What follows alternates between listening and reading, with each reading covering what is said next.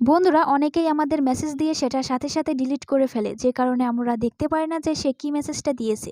বা আমরা অনেক আগে কারোর সাথে চ্যাট করেছি, সেই চ্যাটগুলো আমরা দুদিক থেকেই ডিলিট করে ফেলেছি, বা কোনো মেসেজ আমরা ভুল করে ডিলিট করে ফেলেছি, সেই মেসেজগুলো কিন্তু আমরা পরে আর দেখতে পারি না। এখন থেকে আমরা ওই ডিলিট করা মেসেজগুলো দেখতে পারবো শুধুমাত্র একটা প্রসেস শিখে। তো বন্ধুরা, মূল ভিডিওতে যাওয়ার আগে ছোট্ট একটা রিকোয়েস্ট করবো, আপনি আমাদের এই চ্যানেলের নতুন দর্শক হয়ে থাকলে আমাদের চ্যানেলটা সাবস্ক্রাইব করে নেবেন। বন্ধুরা, আরেকটা ইম্পর্টেন্ট কথা বলে রাখি, সেটা হচ্ছে আমাদের যে চ্যাটিং অ্যাপগুলো আছে, যেমন মেসেঞ্জার, ইমো, হোয়াটসঅ্যাপ, এই সকল অ্যাপের ডিলিট হওয়া মেসেজগুলো আমরা দেখতে পারবো। আমি শুধুমাত্র আপনাদের একটা অ্যাপের ডিলিট হওয়া মেসেজ বের করার প্রসেস দেখাবো। আপনারা ওই এক অ্যাপের প্রসেস দেখেই সকল অ্যাপের ডিলিট হওয়া মেসেজ বের করতে পারবেন। তো বন্ধুরা, আর দেরি নয়, চলুন মূল ভিডিওতে চলে যাওয়া যাক। এই কাজটি করার জন্য আমাদের একটি অ্যাপের প্রয়োজন হবে। অ্যাপটি আপনারা প্লে স্টোরে পেয়ে যাবেন। প্লে স্টোরে গিয়ে নোটিস অ্যাপ লিখে সার্চ দিলে আপনাদের সামনে এরকম একটা অ্যাপ চলে আসবে। আপনারা অ্যাপটি ইনস্টল করে নেবেন। বন্ধুরা, এখানে আপনারা লোগোটা ভালোভাবে দেখে রাখুন।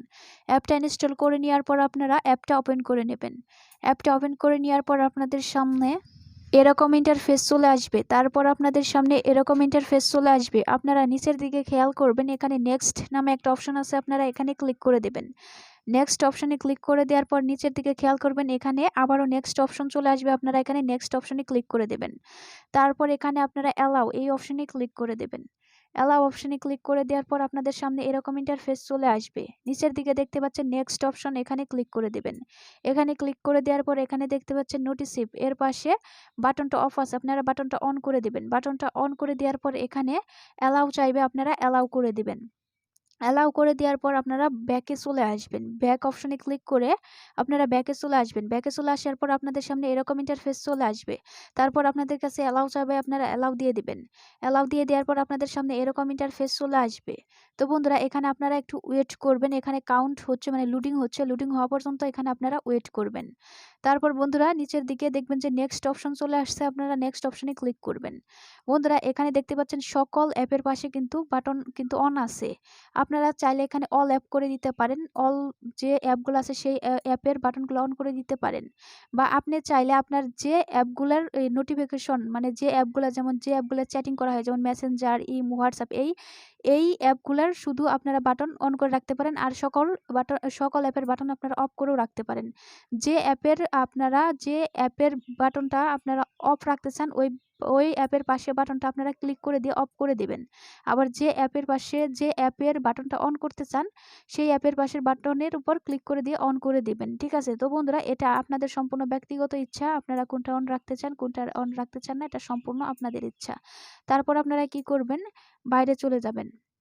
বাইরে চলে যাওয়ার পর ব্যাকে চলে আসার পর আপনাদের সামনে এরকম ইন্টারফেস চলে আসবে। তারপর আপনারা নিচের দিকে খেয়াল করবেন, এখানে টিক চিহ্ন আছে, আপনারা এই টিক চিহ্নে ক্লিক করে দিবেন। টিক চিহ্নে ক্লিক করে দেওয়ার পর আপনাদের সামনে এরকম ইন্টারফেস চলে আসবে। বন্ধুরা, এখানকার কাজ কিন্তু আমাদের শেষ, এই অ্যাপের কাজ শেষ। এখন কিন্তু আমাদের এখানে কোনো কিছু করতে হবে না। বন্ধুরা, আপনারা ভিডিওটি কাটবেন না, আমি এখন আপনাদেরকে প্রুফ সহ সম্পূর্ণ প্রসেসটি দেখিয়ে দেবো। আমার এক ইমো আইডি থেকে অন্য আরেকটি ইমো আইডিতে মেসেজ দেবো এবং সেই মেসেজটা রিমুভ করে দেবো দুই দিক থেকেই। তারপর আমি আবার ওই মেসেজটা রিকভারি করে আপনাদেরকে দেখিয়ে দেব।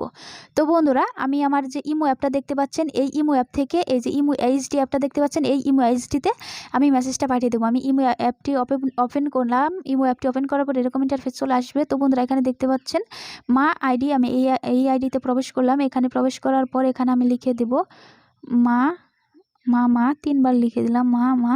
তারপর আমি এই মেসেজটা পাঠিয়ে দেবো মা। এই মেসেজটা পাঠিয়ে দেওয়ার পর বন্ধুরা, আমি আপনাদেরকে ইমো এইচডিতে গিয়ে দেখিয়ে দিচ্ছি যে মেসেজটা কিন্তু চলে আসছে।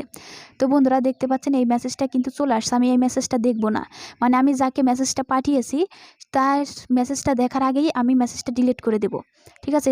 সাপোজ ধরেন আমি যাকে মেসেজটা পাঠিয়েছি সে আমার মেসেজটা দেখেনি, এখন তার মেসেজ দেখার আগেই আমি মেসেজটা ডিলিট করে দেব।